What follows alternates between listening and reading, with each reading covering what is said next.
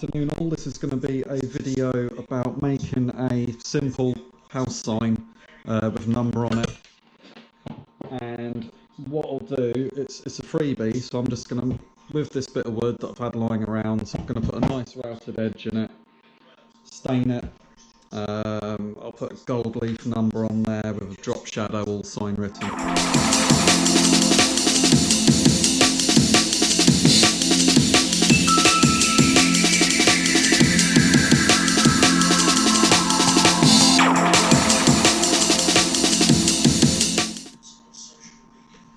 I've given it a really quick sand just to smooth it off and get rid of some of the crap on there. I've got this router. I'd highly recommend getting a decent router. That was like maybe just over 100 quid or 150 quid. When I first started out, I got one and it was like 25 quid and it was just useless. It was absolutely massive. You needed two hands, made loads of noise. Sort of felt like a pneumatic drill or something. It was all shaking around. This is precision. Nice and light, quiet, really nice, cuts through anything. Well worth getting. I've got a load of router bits here for various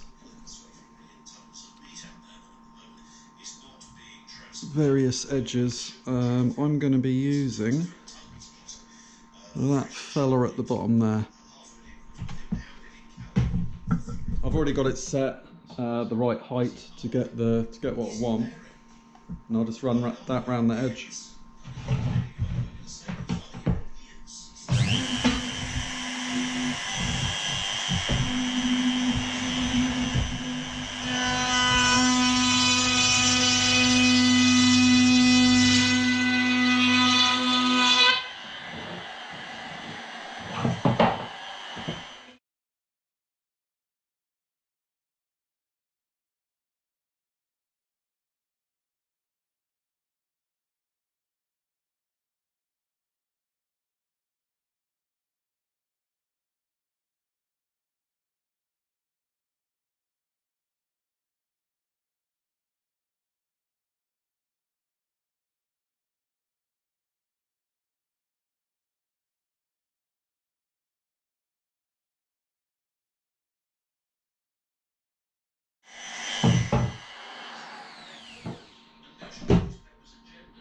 Yeah, you can see that, mega simple, took a couple of minutes, got a nice edge on there. I'll just sand that off, sand all this fluffy stuff, get rid of that, and that'll be good to go, good to stain.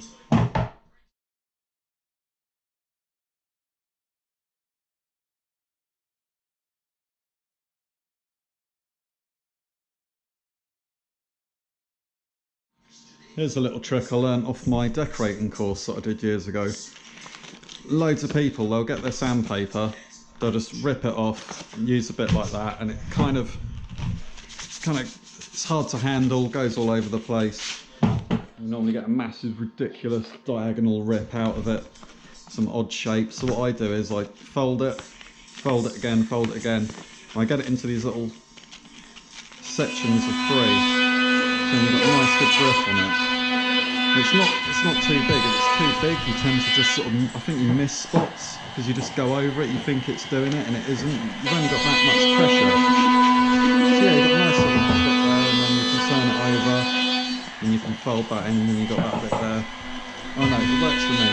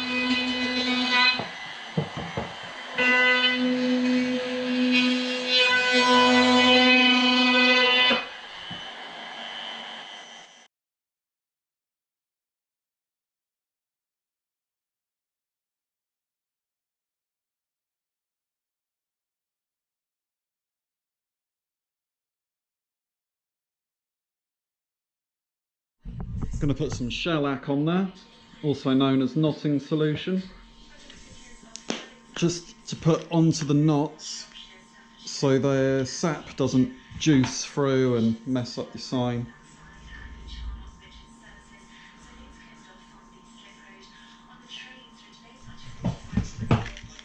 A lot of people brush this on. Sometimes you get a little brush actually in the lid.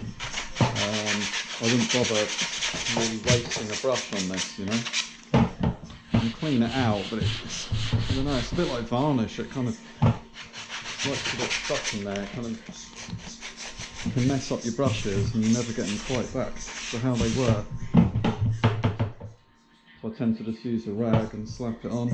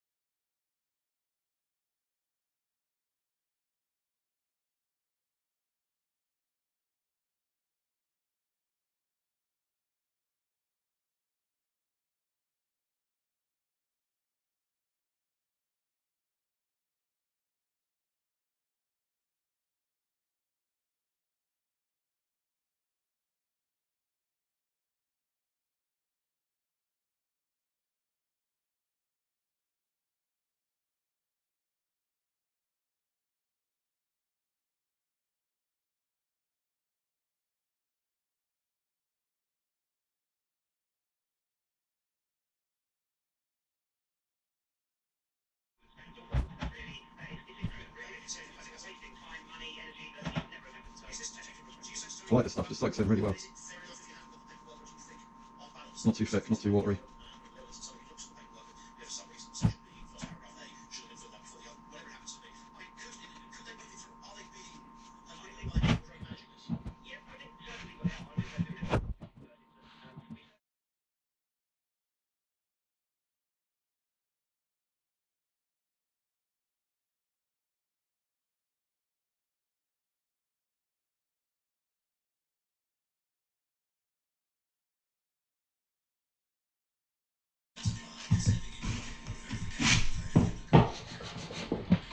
I've done a few coats on the front, and interestingly, it's never happened before, but you can see where the knotting solution is. So I'm just piling coats on, and I'm going to keep trying to get rid of that.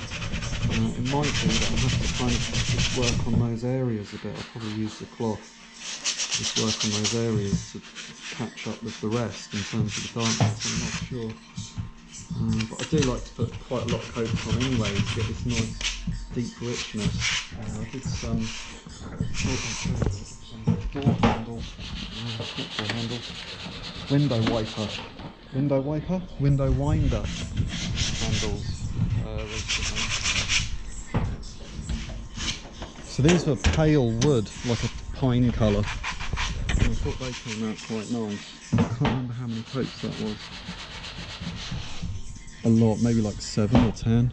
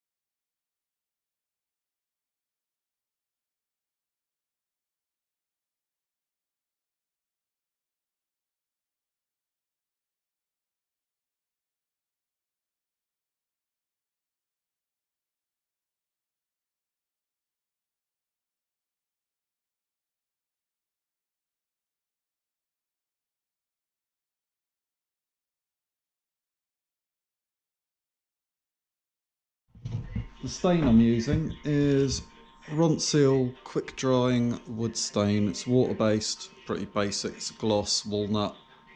Get it from anywhere. I think this came from B&Q or somewhere.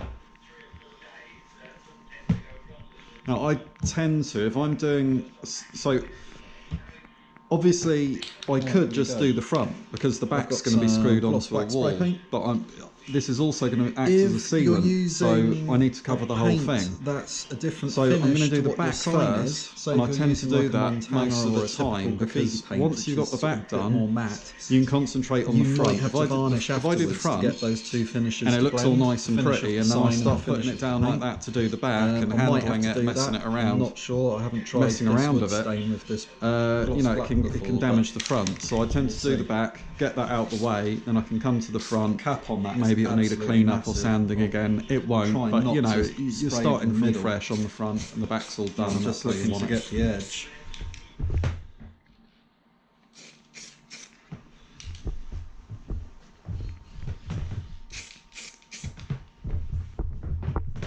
Yeah, that's ginormous. Right, move this around.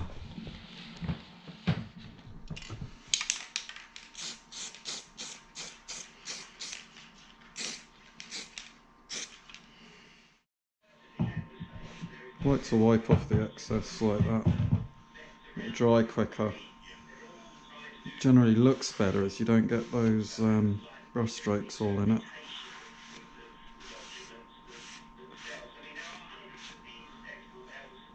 Give that a couple more coats.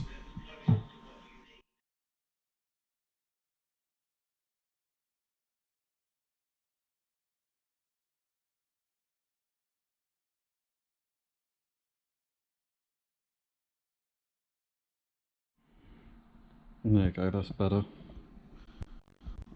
So I don't think it matters that it's a bit uneven, it kind of adds to it in a way, but when that section was so prominent, it just looked wrong. Okay, I'll varnish that when that's dry.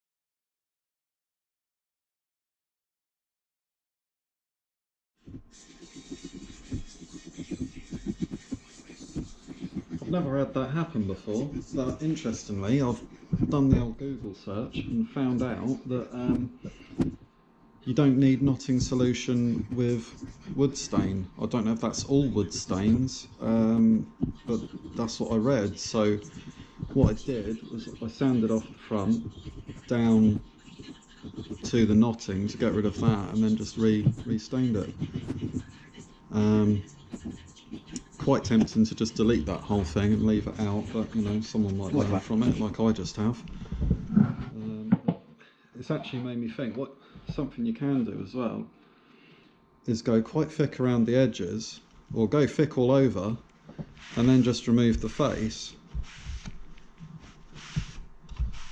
Remove the stain off the face, and you end up with, I don't know if you can see that, but the edges are considerably darker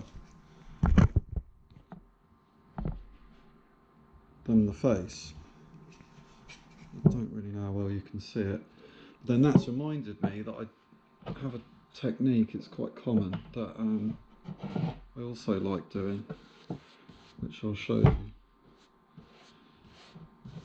And it'll look quite good with the gold leaf, and it's basically you put your stain on, so you get the wood nice and dark, and then you get some black spray paint, or you could use black paint for an airbrush, and you spray around the edge, so you get this kind of depth around the edge, and it's sort of, you see the wood colour coming through in the middle.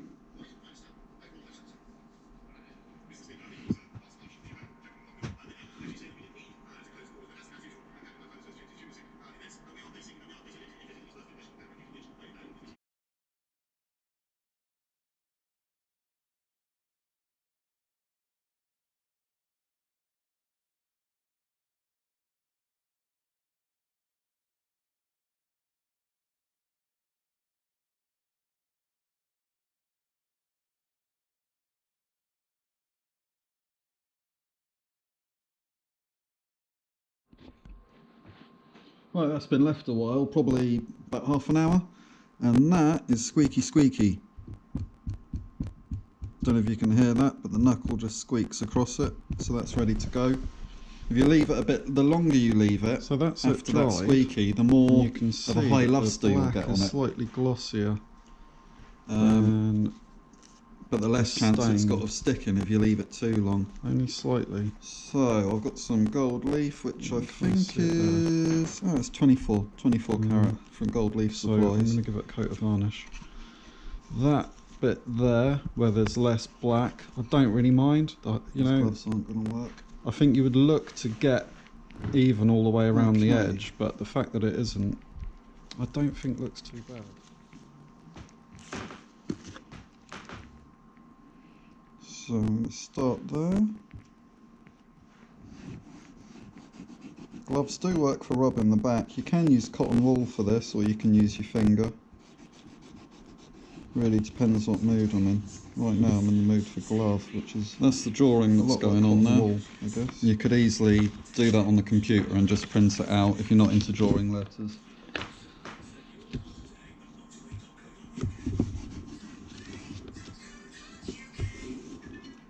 You can see I put a border around it as well.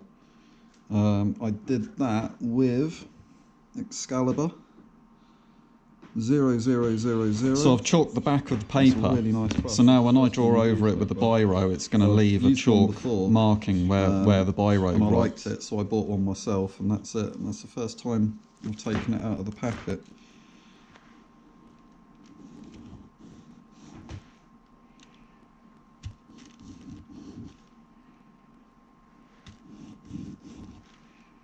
I don't do a lot of lining. I do sort of zero striping, so to speak. I do a bit on cars, just the odd line down the side, but I don't really do the designs that they do. They're pretty cool, but it's just not what I do.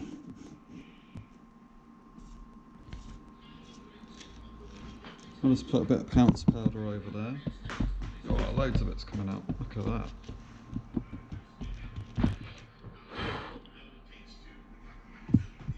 That'll do.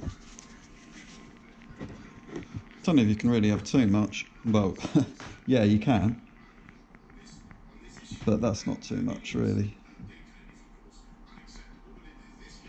Using alpha size and a little bit of alpha enamel imitation gold to give it colour. I've put a little bit on my palette as well, because you want it to dry to a certain point, which I'll explain when I'm gilding, but so I'm not touching it to check how dry it is, not touching the actual sign, I can just touch this little bit on my palette.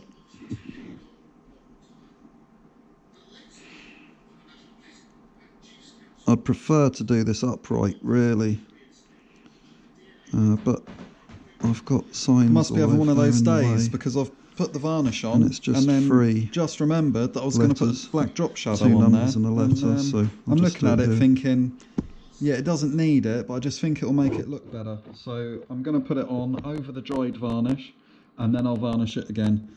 That is what I'm using. If you can see that, Ronin one stroke. That's my favourite sign writing enamel. Yeah, I'll just put a black drop shadow on there and varnish, and then it's done.